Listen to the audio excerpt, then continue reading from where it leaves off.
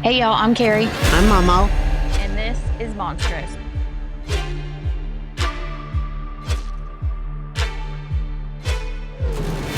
This episode contains topics and language that may not be suitable for all listeners, and topics that may be triggering to some. Listener discretion is advised.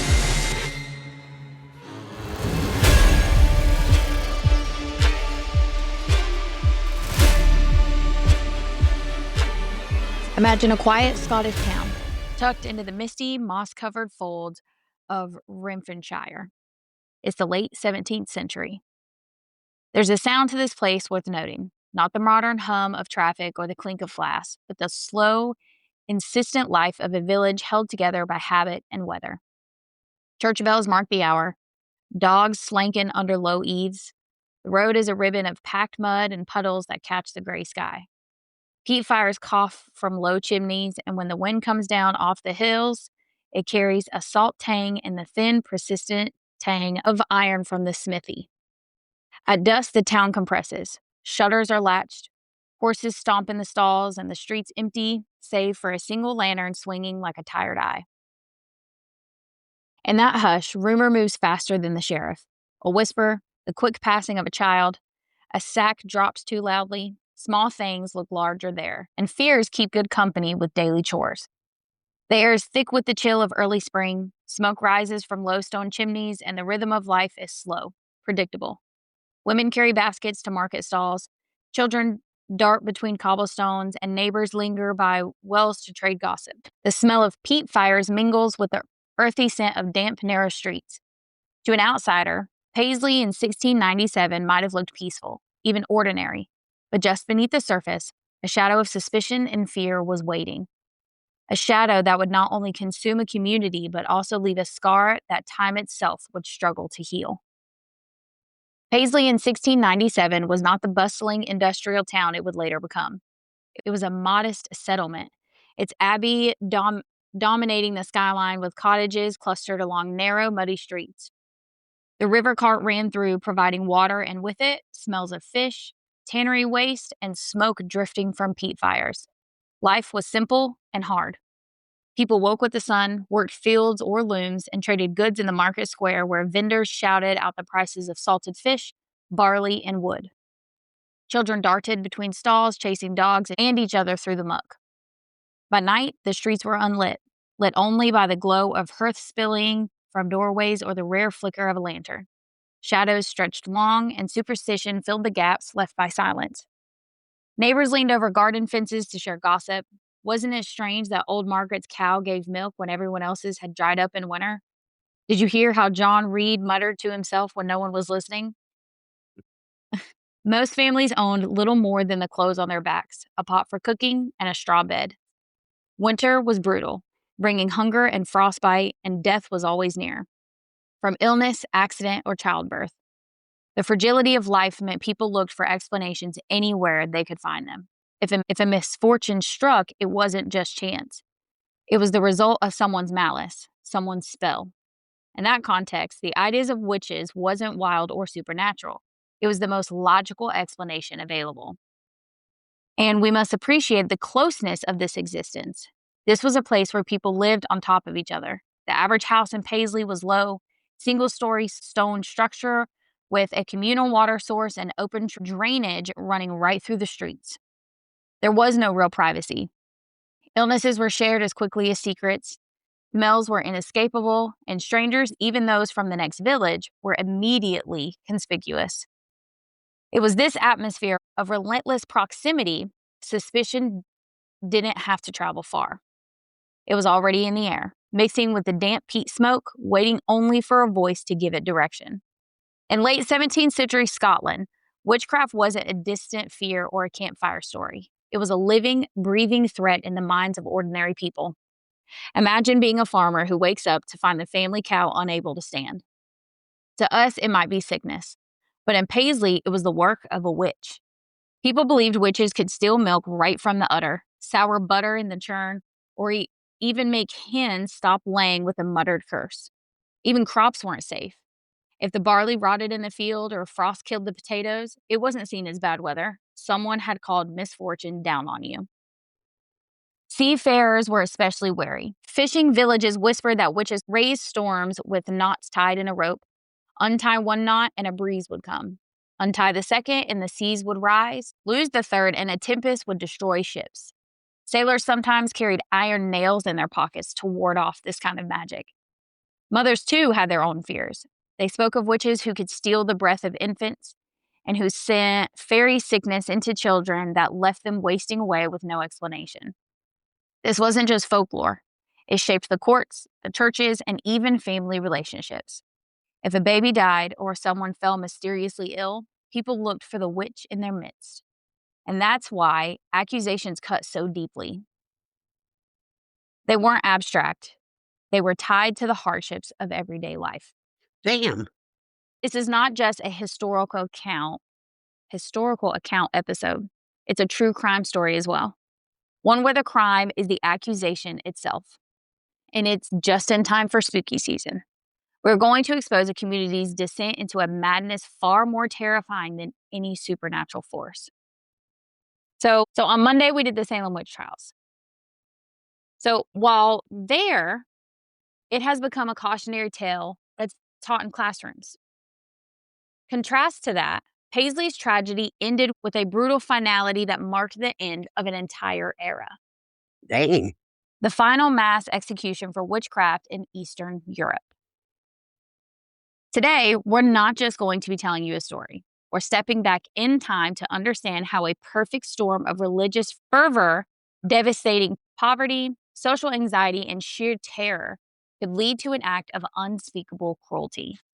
This is a deep dive into the Paisley witch trials, a forgotten chapter in history that holds a powerful, chilling lesson for us all. So while Salem is famous for the governor's eventual remorse and the pardoning of many victims, Paisley's case was far more brutal. It involved burning and had an official legislative finality that signed the ambiguous end of the witch hunt era in Britain. Never heard of this one, huh? No, but I know Britons are weird. Well, their culture is so much different than ours. Yeah. That it's weird to us, and I'm sure ours is Oh, yeah. weird to them. Oh, yeah. There's one guy on TikTok, I can't remember his name, but he's great. He comes to America, and it's so funny because he did a TikTok video where he was talking about how like their washer and dryer isn't here in America. Our washer and dryer isn't in our kitchen, but in his home, which is called a flat where he lives, Right. his washer and dryer is in the kitchen. I'd love to have a washer and dryer in the kitchen. So he's like, is this normal in every American home? And then he went and stayed in the Appalachian Mountains once. He did some videos. Well, now there's a culture shock for him. Right. Did videos on that. He's great. It's always, and he tries new food here. He talks about how it's totally, like they don't have a lot of the food we have here there. So it's totally new to him. It's polar opposites, really. It's great. So when we talk about witch trials, most people automatically picture Salem, Massachusetts in 1692. But Scotland had a far longer and bloodier history with witchcraft than we had here. Dang. Talk about brutal. Right. So between 1560 and 1736, an estimated 4,000 to 6,000 people were accused, and perhaps 2/3 of them were executed. Dang. Mm-hmm. How we don't know about the Paisley witch trials compared to Salem, I don't understand. I just so happened while I was researching for the Salem trials, that's how I found this one. Never heard of it. It's wild. It's not taught in schools. No. And maybe because of where it's at, I don't know. Could be. So proportionately, this made Scotland one of the deadliest places in Europe for alleged witches. I'd be moving from there. Right. Salem, in comparison, saw fewer than 200 accusations and only 20 executions. Who did? Salem did. Yeah. So nothing in comparison to this. Yeah. Well, to Scotland as a whole. So the key difference lies in how the trials unfolded. Salem's hysteria was a sudden wildfire, burning bright for a little more than a year before dying down. Scotland's persecutions stretched over generations, with peaks during times of famine, plague, and political instability. In Paisley, the trial of 1697 was not an isolated moment, but a part of a long legacy of suspicion. By the time Christian Shaw pointed her finger at neighbors, Scotland had already executed thousands, and ministers preached weekly sermons on the reality of witchcraft. And while Salem has entered popular imagination through books, plays, films, the Scottish trials remain less known, perhaps because they were so numerous, so widespread, and lasted so long that no one single episode stood apart from the rest. Dang. But the Paisley witch trials, with their curse and their memorial, stands as one of the most infamous of the Scotland witch trials. So, we're going to get into it. Now, before we step into Paisley, we have to talk about the human body and mind as they were understood in 1697. So, to us, Christian Shaw's symptoms, the convulsions, loss of feeling, the sudden theatrical fits, sound like a textbook case of modern medical or psychological condition, like the conversion disorder or severe epilepsy. Right. Back then, it was witches. The neighbors' notebooks and later depositions paint a public theater. One witness recalled quote, falling back as if gripped by the heart, fingernails white on the bench, a sound like a stifled horn came from her chest. Another said that she had seen the girl's body jerk as if pulled, her limbs folding in ways that made grown men step back.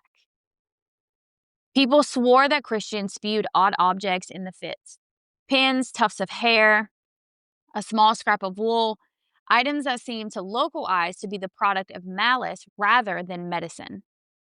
Whether these accounts are sincere, exaggerated, or the result of suggestible crowds, they were vivid, horrific, and they circulated like wildfire, dry, plentiful, and fueling the blaze.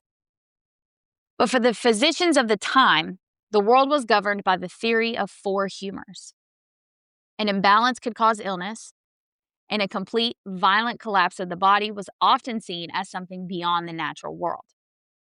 Doctors like our mentioned Dr. Bisbin were aware of conditions that could mimic possession. But when a condition became as bizarre and as public as Christians, the prevailing belief was that the human body was being manipulated by an outside demonic force. The mind was simply the vessel of the soul, and if the vessel was acting strangely, it could only be because the devil was reaching in to steer it. In this world, there was no separation between physical and spiritual affliction. I can honestly say the devil made me do it. Right? So a disease of the body could be, and often was, also a disease of the soul. So now, to understand that fervor of the Scottish witch hunts, we must go back nearly a century to the reign of King James VI. He was a monarch with a profound and dangerous obsession with witchcraft. After surviving what he believed was a magical conspiracy to kill him and his queen in the North Berwick witch trials of the 1590s, James became convinced that he was a special target of the devil. His personal terror led him to write and publish the Demonology, a treatise on the subject of witchcraft. So it's spelled different, but we talked about it in the Salem witch trials episode. It's spelled different, and it might be pronounced just a little different because of the language and the dialect, but that's what it's a book on demonology is what it is. So King James didn't write in the quiet of an armchair. He wrote with fury and with purpose. In demonology, he cataloged not just superstition, but a prosecutor's manual. Detailed descriptions of familiars, how witches could rise with the wind, and methods to root them out. Scottish magistrates and ministers read it like it was scripture. In one famous practical aside, James argued that witches could conspire to harm the crown itself, which meant that accusations of witchcraft could be framed not merely as spiritual failings, but as treason. Dang. hmm That framing put the full weight of state power behind witch hunting. An accusation could now be presented as a defense of the realm. Published in 1597, the book itself was more than just a royal curiosity. It was a pseudo-scholarly handbook for witch hunters. In it, James laid out his theories on how witches would use familiars to do their bidding and how they would gather in covens to worship Satan. Crucially, under Scottish law, the 1563 Witchcraft Act categorized witchcraft not merely as a religious offense, but as lèse-majesté, I think is how you say it, or an act of treason against the monarch. The devil's aim, according to James, was to overthrow the divinely ordained king. Therefore, the witch hunt was seen by the state as a necessary police action to suppress sedation and protect the realm, giving the trials their brutal, state-sanctioned finality. This royal endorsement gave the legal system, ministers, and magistrates the moral and intellectual justification that they needed. For the next century, demonology was a key text in Scottish courts. How wild is that? Somebody's got on some good drugs over there. Oh my God. So this legacy was amplified by the literal collapse of society. So this was Scotland in the late 17th century, a place defined by its fierce Presbyterian faith, but also by devastating poverty. These 1690s were known as the 7 ill years. They had repeated crop failures, particularly of oats and barley, which led to widespread famine. So historians estimate that in some parishes, up to 20% of the population died from starvation or disease during those years. So imagine granaries with cracked lids and mice-stripped sacks, fields that returned only thin, ragged shoots where lush oats had once risen, whole rows of planted seeds swallowed by late frosts. Parish records mention extra pauper lists and full churchyards. People parted what few heirlooms they had for sacks of meal. Mothers measured how long a child could go without bread and still cling to hope. Villagers who had always shared what little they had owned began to keep doors bolted and pans empty for fear of being left with nothing. In this climate, misfortune demanded a culprit more concrete than just bad weather. Someone to point to, someone to blame, and someone to punish. When people are starving, the community demands an explanation that isn't just bad luck. The ministers of the Kirk provided it. They preached a powerful doctrine of predestination and a constant active war between God and the devil. The devil was not a metaphor. He was a very real, very present enemy who sought to destroy the righteous. In this climate of fear and faith, every misfortune was easily blamed on a satanic plot in their very midst. So it all began in August of 1696. The Shaw family was one of the wealthiest and most respected in Renfrewshire. Young Christian Shaw was just 11 years old, and she lived a privileged life. A life that came to a screeching, terrifying halt because of a seemingly small incident. Christian caught one of the family servants, a young woman named Catherine Campbell, stealing a drink of milk. When Christian threatened to tell her mother, a furious Christian cursed the child, wishing misfortune upon her. So when Christian soon fell mysteriously ill, the community saw it as irrefutable evidence of a curse put into motion. At first, her illness represented simple fainting fits or seizures, but her fits quickly grew stranger, more theatrical, and far more alarming. Christian claims she felt invisible hands pinching, pricking, and choking her. It sounds familiar. She screamed of spirits tormenting her, clawing at her flesh. Witnesses swore they saw her be lifted or pulled by unseen forces. Her small body jostled and thrown about a room with no visible cause. On one specific preserved day, the 3rd of September, Christian's mother claimed her daughter's body was twisted into an unnatural position for an hour. Her eyes rolled back, and the only sound was a faint, raspy prayer. But the most grotesque and disturbing detail was Christian's inexplicable vomitings. From her small mouth, she would expel impossible objects: tufts of hair, bits of straw, feathers, small stones, bent pins, and even lumps of coal. Dang. Girl's got a crappy diet. Mm-hmm. A highly respected physician, Dr. Brisbane, I mentioned earlier, he was from Glasgow, was called to witness this horror. He observed as she spewed a piece of hot coal as big as a chestnut, unable to offer a medical explanation. He declared the affliction as preternatural. To a community steeped in superstition, the message was clear. This was undeniable proof that the devil was at work. She could have also just had pica. Just throwing that out there. Yeah, but they didn't know that back. Well, no, they didn't, but that's probably what she had. She probably just had pica, was just eating random shit. But why would she eat a hot coal? Pica makes you do weird shit. Yeah, but that'd burn your asshole all the way. But was it actually hot or was it exaggerated? We don't know. More likely it was exaggerated. Yeah, we don't know. That is crazy. So with every new fit, Christian's list of tormentors grew. Her first accusation was personal: Catherine Campbell, the servant. But soon, the circle of suspicion widened to over 30 names. Damn! Neighbors, distant relatives, and even complete strangers. This wasn't a random list. It was targeted. The kindling for this fire was social and economic anxiety.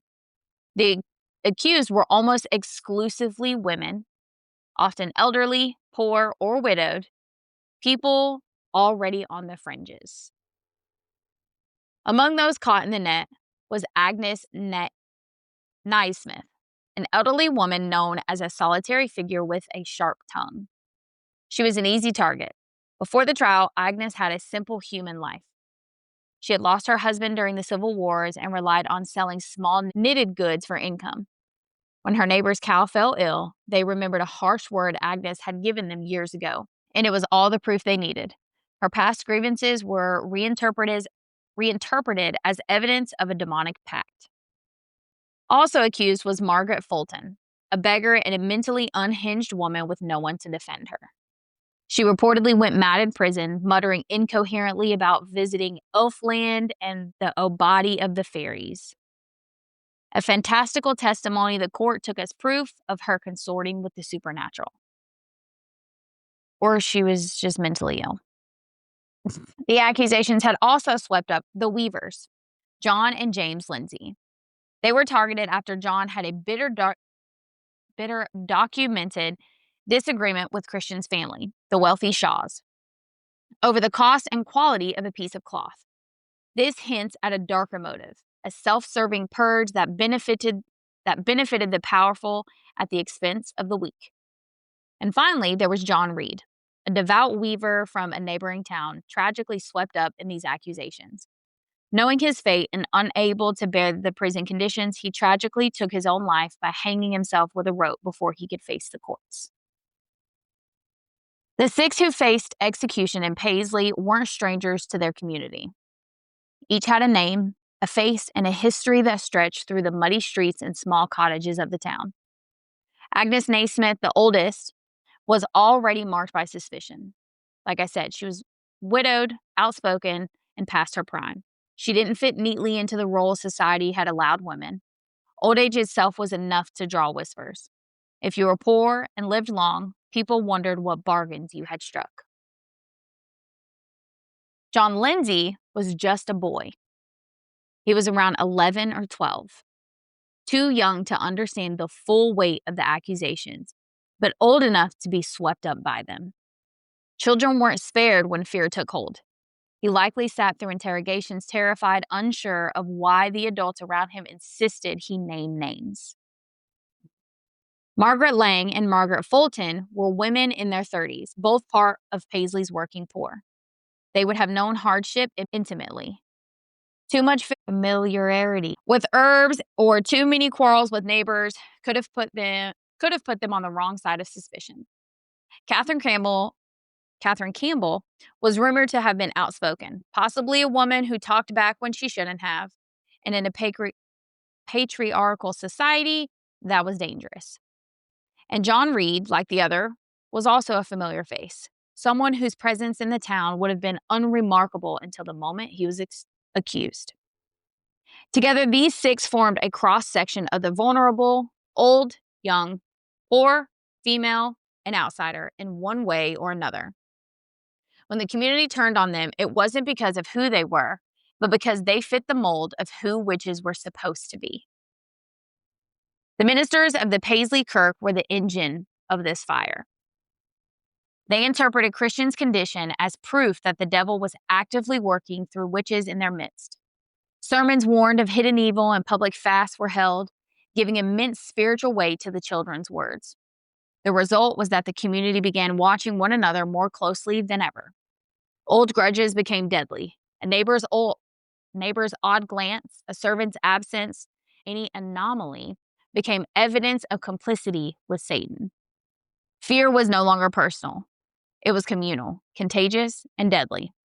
This phenomenon today is known as mass hysteria or social contagion, a state where anxiety can manifest physically, turning a community's collective delusion into a deadly shared reality. So by early 1697, the state had intervened. The Privy Council of Scotland, which is the nation's highest court, granted a special commission to bring the accused to trial. This was no rogue local court. The state itself had come to Paisley to stamp out what it saw as an incursion of pure evil. The proceedings were a grotesque charade of justice. The main evidence was Christian Shaw's testimony, which was taken as divine and unimpeachable. Judges would watch as she fell into convulsions, and then, while blindfolded, she would be made to touch the accused. If her fits intensified upon contact, it was considered undeniable proof of guilt. Adding to the unique cruelty of Scottish law, the final judgment was delivered not by a single judge, but by a jury of 15 men. In England, a jury usually delivered a unanimous verdict, but in Scotland, a simple majority was enough to condemn someone to death. So if 10 out of the 15 thought they were guilty, that was it.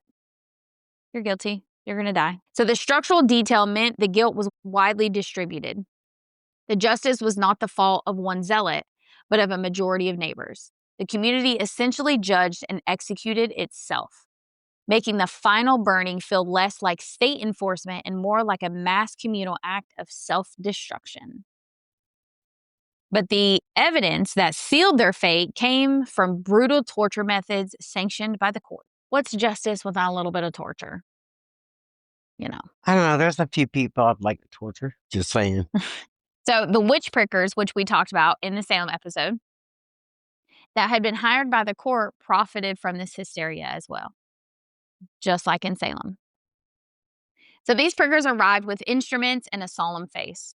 What they called the devil's mark was often a mundane skin patch. A mole, a scar, an area of numbness, anything like that, that could be simply natural. Using long, blunt needles, they would prod and watch. When a mark seemed not to bleed or the subject grimaced in any way, a verdict was declared. Yeah, it's weird. So sometimes deliberate tricks were used. So repeated prodding, threats, or even the pre-selection of spots on bodies that was already thought to be suspicious. Sleep deprivation and forced vigils did the rest. After days without rest, prisoners would begin to hallucinate. They told stories that they never would have. They named neighbors, recanted, and then named more. The system was circular. Accusation led to torture. Torture produced confessions. Confessions produced more accusations. They claimed to be searching for the devil's mark, an insensitive spot on the body that wouldn't feel pain or bleed. In a sophisticated con, they would use blunt pins to prick a mole or one of those other marks. They would then solemnly announce the devil's mark had been found, delivering a death sentence based on a parlor trick. In a final act of forensic failure, the devil's mark that the prickers sought was often nothing more than the things that I mentioned before, as well as a skin tag, a birthmark, anything like that that today is recognized as an insensible spot on the body, which is caused by a cutaneous nerve disorder or simply old scar tissue.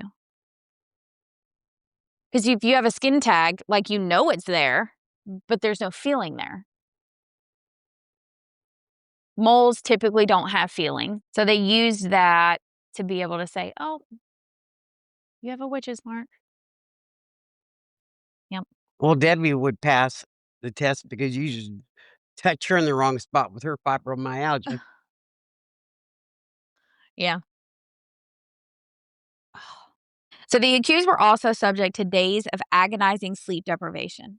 They were pushed past the point of endurance until, like I said, they would hallucinate and then confess to anything.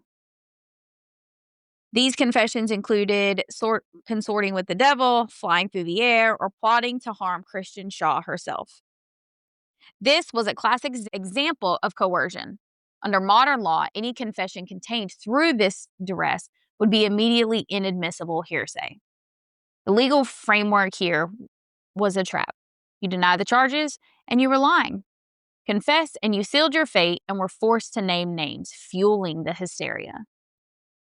The chilling irony is that the properties and meager possessions of the condemned were often confiscated and sold off to pay for the trial and the execution costs. Records show a local figure, bailiff Andrew Cumming, personally oversaw the auction of Margaret Fulton's few possessions, turning the church's holy war into his own cynical personal profit. Historians later calculated the total cost of the Paisley Special Commission, covering the travel and lodging for the judges, the pay for the witch prickers, and the executioner's final fee. This was an enormous burden, likely equivalent to the entire annual income of a local parish. This makes the Paisley witch trials a definitive example of state-sanctioned murder that was not only religiously zealous and financially corrupt, but devastatingly expensive for the public as well. The community was not just spending its collective sanity, it was spending its entire savings to purchase the death of its weakest members. In early June, the court delivered its judgment. 7 people, 4 women and 3 men, were found guilty of witchcraft. So, the morning of June 10th, 1697, was a day that would forever mark the town of Paisley.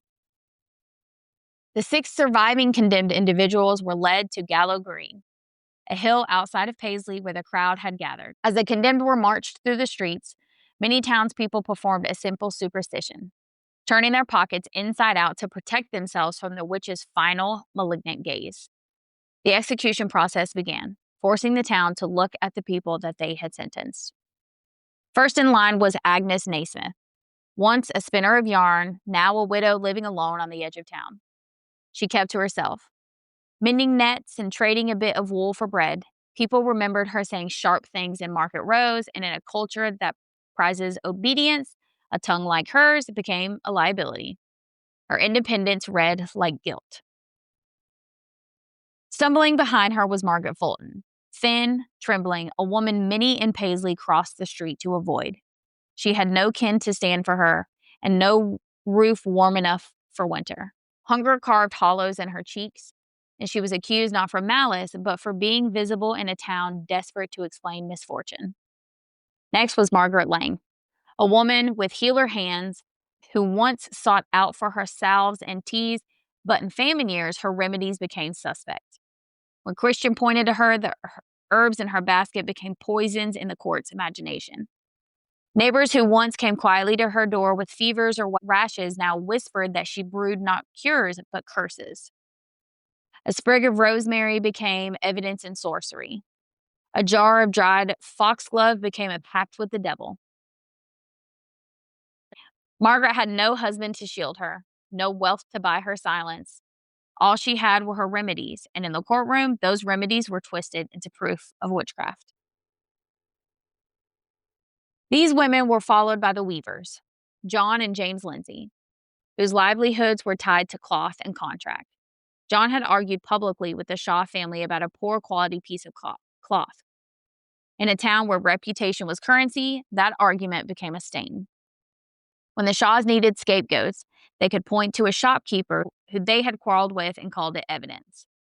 James, his brother, was taken in that same net. Guilt by bloodline, condemned for proximity as much as deed. Jeez. Their story was one of craft turned against its makers. The same lose that cloth their neighbors became in court the backdrop for whispers of enchanted cloth and curses woven into linen. In truth, the only thing they wove was livelihood, but in a climate of fear, a quarrel over price could be made to sound like proof of pacts with Satan. The last woman in line was Catherine Campbell, remembered as stern, sharp-eyed, with little patience for gossip. She lived near the edge of Paisley, where her family's land had dwindled to almost nothing. Resentment made her memorable, and in these trials, being memorable was dangerous. Neighbors whispered that her curses lingered longer than most, and so her name entered the court records. But Catherine was also practical. She stretched scrapes into suppers, nursed sick kin when no minister called, and did the quiet labor of survival on land the Shaw family's privilege had long since insulated them from.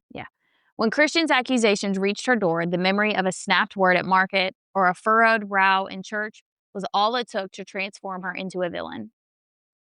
Her sharpness, which once kept her family fed, was recast as malice. That is because the procession was one person short. John Reed, a devout weaver from a neighboring parish. He was described in the briefest of records as handsome, troubled, and he was tragically absent. His quiet piety and a history of fainting spells made him vulnerable. Facing prison conditions he could not bear, he had taken his own life by hanging himself with a rope before he could face the court.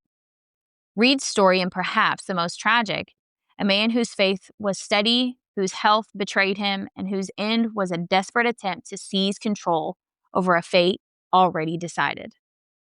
In choosing his own rope, he denied the court its spectacle, yet the fire still claimed him, as if to erase any final act of agency. His name lingers only in fragments of records, a reminder that silence and despair were as much victims as the flames.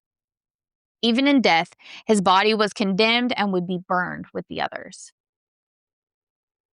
So the 6 left were led one by one to the gallows. They were first strangled, a process that was often slow and agonizing. The crowd that morning was a living beast, a mass of wool caps, smeared faces, and lantern lights. Mothers clutching children who could not look away, men with pockets turned inside out, and a superstition more comforting than rationale. The convicted walked with shackles that made each step a labor, their coats dull with the grime of holding cells. When the executioner pulled the rope, the sound was mechanical, but the reaction was human. A collective intake, a rustle like dried leaves. There was a sharp, hot smell of tar readied in barrels and an acrid tang of lit peat. Men murmured prayers, some prayed for mercy, some for vengeance. After the strangling, when the bodies were cut down and set into tar barrels, the flames leapt up in a sudden and almost ceremonial cruelty. The crackling drowned out prayers and gasps alike. The sound of flesh and fabric giving way became a terrible procession under the sky. The crowd did not disperse quickly. People stayed long after the flames had burned themselves low, as if proximity to that punishment could purge or reassure them. So they hung them, but as we said in Salem, they were really strangled because it was done completely differently than years later. Right. Then their bodies were placed in barrels of tar and set on fire. This fire was intended to consume them entirely. This was done to ensure their bodies could not be resurrected and their souls would forever be consigned to eternal damnation. But local legend says that also was not the end. As Agnes Naismith stood on the gallows, she allegedly looked out at the crowd, and with her last breath, she laid a final chilling curse on the town and its people. She specifically cursed the executioner and the commissioners, promising them a painful and lingering end, and foretelling the economic ruin of the town's chief industries. Whether she really cursed them or it was a dying woman's rage given shape by rumor, the words stuck.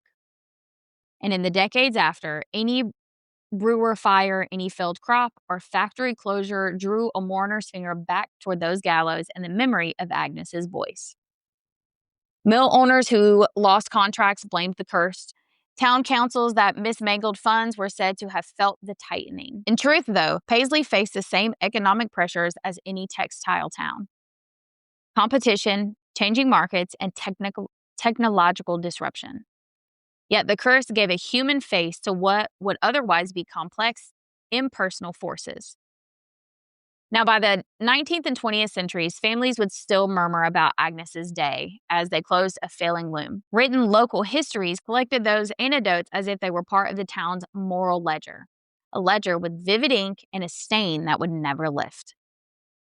For centuries, every local misfortune had been jokingly or seriously attributed to Agnes Naismith's curse.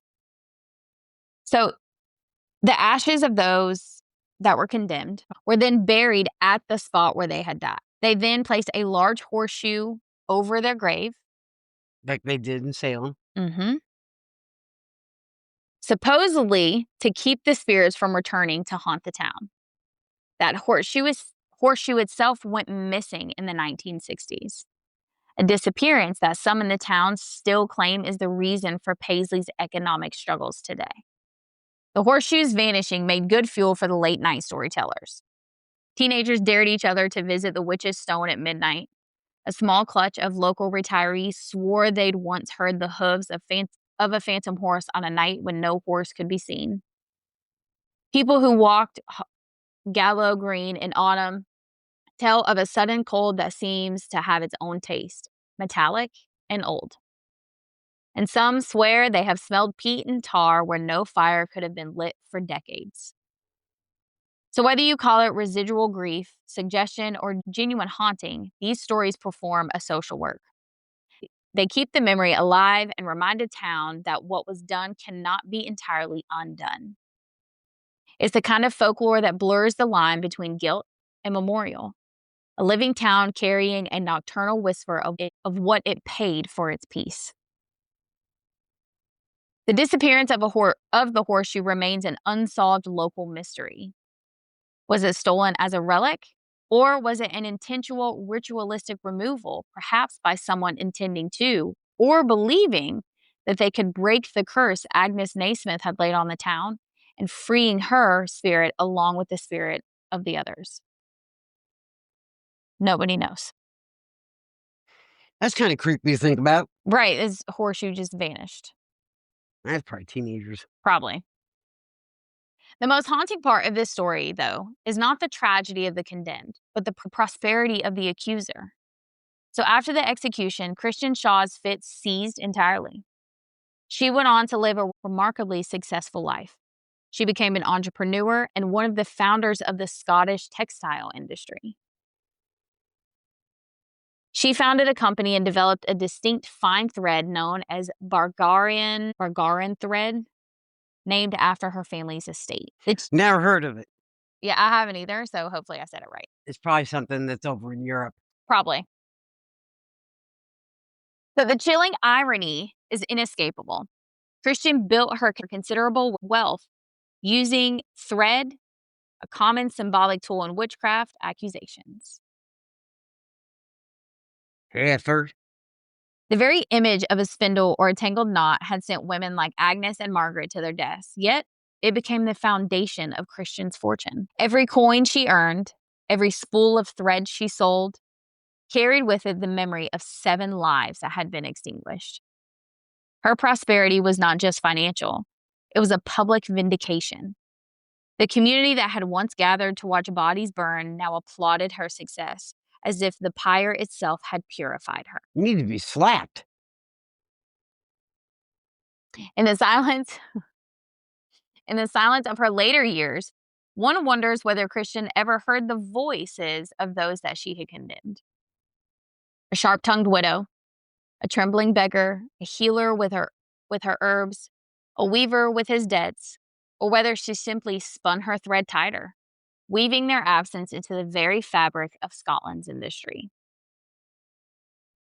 Christian's life after the trials read like a paradox, where once her body's fit made her a vessel for supernatural authority, she became a figure of industry modernity, leasing looms, employing workers, and marketing her wares. Margarin thread carried the name of her estate and the stamp of a woman who had become not only unclaimed, but successful. Men who had watched her convulse now signed papers for her business. It raises uncomfortable questions. Did she genuinely recover? Or did the secession of fits simply coincide with the transfer of power from spectacle to enterprise? A few contemporary letters hint at troubling attitudes. Some lauded her God-given prudence in trade. Others privately wondered if the same force that had tormented her had now been turned into profit. Either way, the townsfolk who survived bore the scars and the stigma while her loom turned. The brutality of the Paisley trials were so extreme that it drew condemnation across Scotland. The legal proceedings were seen as a disgrace, and the commissioners who presided over the trial were formally reprimanded by the Privy Council. The 23 accused who were not executed were eventually released, and only after being financially ruined by months of imprisonment and heavy fines forever branded as associates of the devil. These individuals emerged from prison with nothing. Their homes often seized, their trades ruined, and their names stained forever. For many, this ruin was a slower, colder death than the fire. They became the living ghosts of Paisley, visible reminders that even those deemed not guilty by the state were still utterly destroyed by the justice system's failure. In total, the Paisley witch trials didn't just claim 7 lives. They demolished the reputations and livelihoods of over 30 people across the region. That's crazy. Yep. Just in one area. Among those released, but utterly ruined, was Catherine Campbell, the servant whose initial curse started the entire tragedy. If she just had just stole that sip of milk, none of this would have happened. She just wanted a little bit of milk. Just But I'm one saying, drink. if she hadn't have done it, none of this would have happened. I feel like it probably would have eventually. But it wouldn't have been because of her. Right. It had been just for some other stupid fucking reason. Right. Just one drink of milk. Seriously, people? Let her have the flipping milk. Right. Jeez Louise. Everybody needs milk. Fuck. It's not that serious. Anyway. Yeah, but back in those days it was, though, honey. Yeah. You look at somebody sideways and... Right? Hell, that'd have been the case. I'd have been deemed a witch a whole long time ago. Me too. Every day. Right, and then some. Yep. Sometimes twice a day. Sometimes twice on Sunday. Sometimes more than that. Because if my mouth don't say it, my face will. Thank you. Mm-hmm. Anyway, so while her mistress, Christian Shaw, went on to become a wealthy industrialist, Catherine faded into historical obscurity. Her life became a footnote of poverty and social exile, a powerful contrast to the prosperity of the Shaw family. The tragedy ended not with a bang, but with a divided legacy. Wealth for the privileged accuser, and silent, enduring ruin for the impoverished one. The rising influence of the Enlightenment, with its focus on reason, evidence, and skepticism, began to erode the foundations of the witch hunts. The final official act came with the Witchcraft Act of 1736, which is crazy to me that they even had to have that. I know. Like, honestly. Anyway. This repelled the laws that made witchcraft a capital offense in Britain. The tragedy of Paisley was a dark finality, a moment so extreme that it helped bring an end to a centuries-old terror. Seen through a modern lens, Paisley is a lesson in how social panic, bad law and weak evidence combine into injustice. Psychologists point to mass psychogenic illness, real symptoms that are produced by shared stress and suggestion, as one way to explain the outbreak of these fits. Others suggest fictitious disorder, where an individual might unconsciously or consciously produce symptoms for social reward, attention, or power. Legally, the trials are a cautionary tale about confirmation bias, coerced confession, and the dangers of allowing fear to replace rigorous standards of evidence. Today, we still see echoes. False confessions, flawed forensic techniques, and media-fed moral panics that remake ordinary people into monsters overnight. That's the truth. Paisley asks us to consider how easily community truth can become community cruelty, and how much repair is required when an entire legal system errs. So today, at the site of the execution, a memorial stands as a silent testament to the innocent lives lost. The Witch's Stone, a circular bronze disc, bears a simple, poignant inscription: pain inflicted, suffering endured, injustice done. This monument serves as the town's modern apology and an poignant modern effort to right these historical wrongs. Groups like the Witches of Scotland are currently campaigning for an official pardon for the victims because they still have not been pardoned. What modern activists are seeking is a formal recognition of the ultimate crime committed by the 1697 court. Not just an error, but a mass wrongful conviction, a concept that sadly remains acutely relevant to our justice systems today. In recent years, the memory has become political as well as commemorative. Groups campaigning for formal pardons argue that apologies matter not just as sentiment, but as civic repair, an admission that institutions got it wrong, and that living institutions should be better when faced with fear and bad evidence. The Witches of Scotland and other advocacy groups have pressed for symbolic gestures and legal recognition. And in doing so, they turn a spooky story into a living conversation about justice, evidence, and how communities remember trauma. For us as listeners, this spooky season, the lesson is plain. The monsters we fear most are sometimes made by people like us. And the only cure is a little humility, a lot of skepticism, and an insistence that institutions protect the vulnerable rather than scapegoat them. Unfortunately, that's been going on for hundreds and thousands of years. Yep. So that changes. I don't know. I don't have much faith in that. It just looks different. Same thing. It just looks different. And yet some of these stories are never truly put to rest, like we just said. The Witch's Stone is not the only enduring symbol. To this day, local lore tells of supernatural phenomena at the Gallow Green site, with some claiming to hear phantom cries and whispers on the wind. At Gallow Green itself, where the fires raged, visitors sometimes report a sudden metallic chill followed by the brief, sharp smell of burnt meat. A ghastly memory of the bodies consumed to ash. Well, that's because they're buried right there, right? Their ashes were, yeah. Okay. You can't get the smell of burning flesh out of anything. No. Not only that, it's the smell of death. Is that right? That's what it actually is. It's the smell of death. It's just not something that goes away. away. No. The Bargarin estate, where it all began, is also said to be haunted, with spectral figures of a tormented girl and a mournful servant seen in the windows.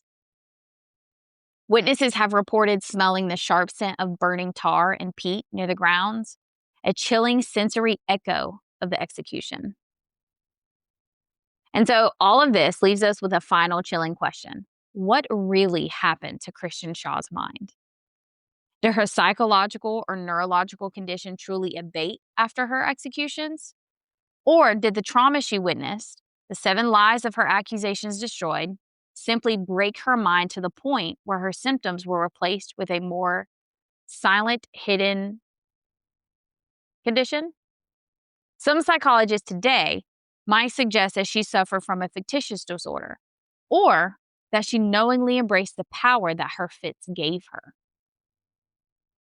But the terrifying truth remains that in a world that could not accept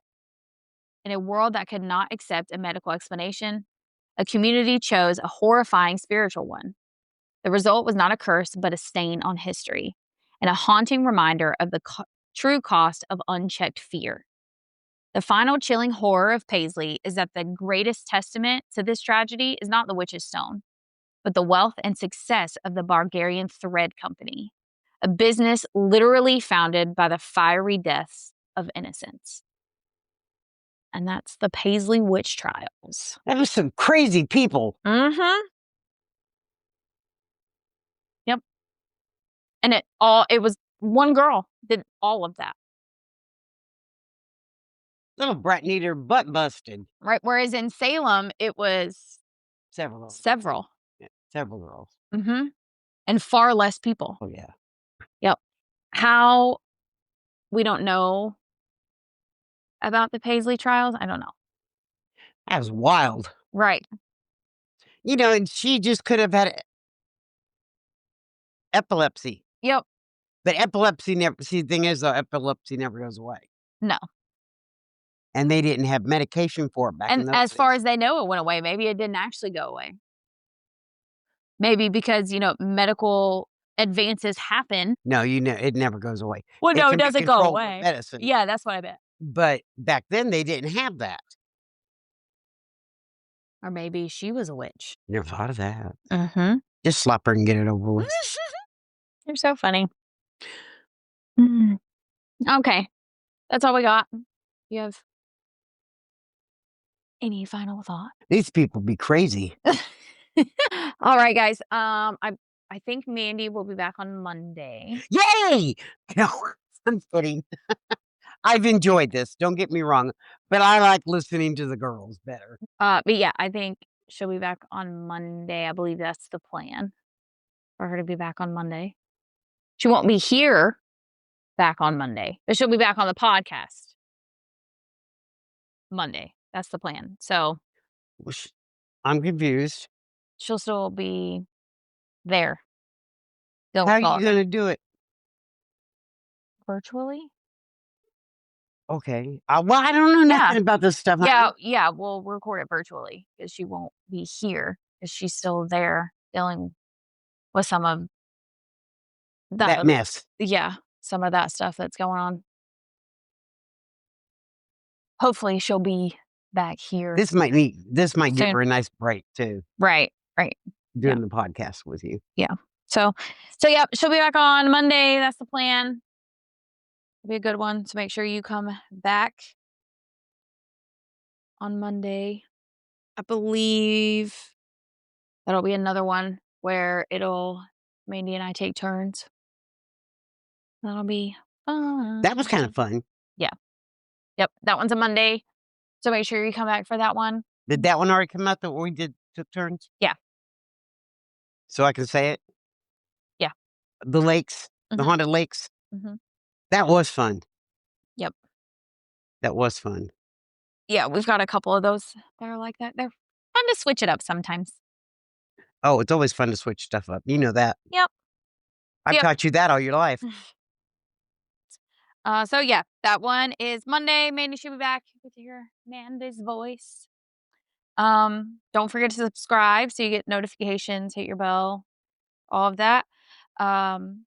Make sure you give us a rate and a review. This helps new listeners find us. So that way we can give you more content, better content, give you all the things. And with all of that, we hope you keep listening and remember to watch out for monsters. And don't kill people. Bye, y'all. Bye, y'all.